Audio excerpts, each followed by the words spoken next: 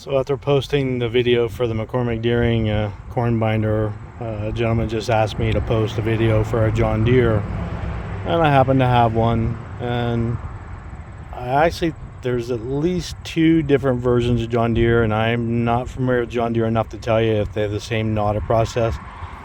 But the process for threading the twine on a John Deere is probably actually a little easier. So basically, you would start with your twine in the ball and the box, and the John Deere has a ball. I'm trying to do this one-handed, so let's see if it'll work or not. So basically they have a ball here to keep kind of a little bit of tension on there. That's not the main tensioner though.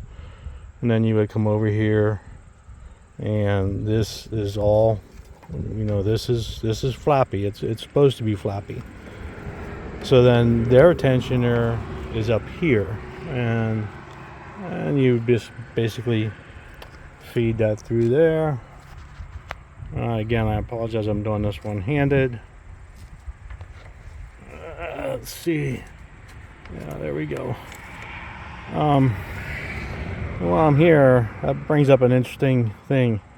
That right there is actually in the twine. This is actually pretty good twine. There's some twine out there, they call it thick and thin. So basically what it is you'll have a real thin part, and then it'll get really fat, and then it'll go back to thin again, and then it'll get really fat. And I don't know how consistently it does that through a ball, but it does it enough that people think it creates a problem. I don't know. That there is an anomaly. I would imagine if that came through at the right time, it would cause a problem. But after the tensioner, we want to come up here and we want to catch this loop right here. And like I say, this is actually probably a little easier because their needle is a little easier. But from that grommet, we want to come up here into the needle. So now we're at the needle. Now this is where John Deere is a little easier than McCormick Deere, because John Deere, you only have this little 1.5 inches to go through. Again, I apologize for working with one hand. I don't know if I can do that with one hand. But anyway, we're coming out here. I might have it. I do have it. So we're here, we're there, and now it's just the same thing as a McCormick Deering. We want to feed it over here, and this doesn't have such a pronounced, let me see if I get my phone to focus, roller as the McCormick Deering.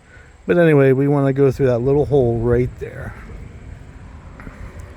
And let me find a different spot. So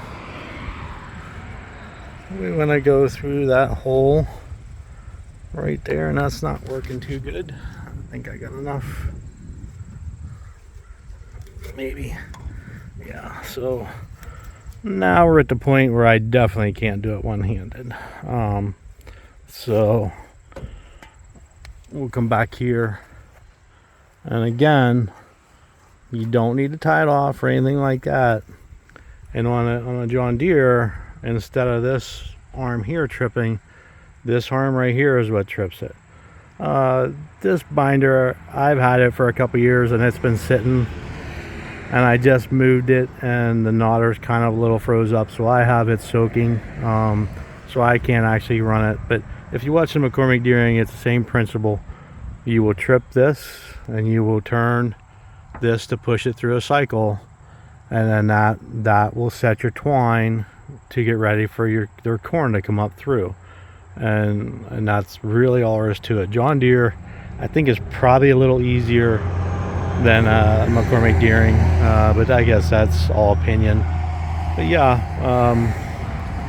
this binder, I had it cheap enough I thought it would sell, but John Deere in our area just they're tough. They're I mean, really nice ones are a quarter of the price of McCormick Deering. It's just people are afraid of John Deere's, and I get it.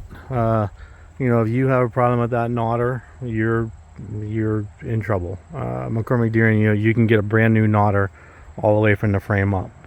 So that's how you would thread a John Deere binder to get ready for corn.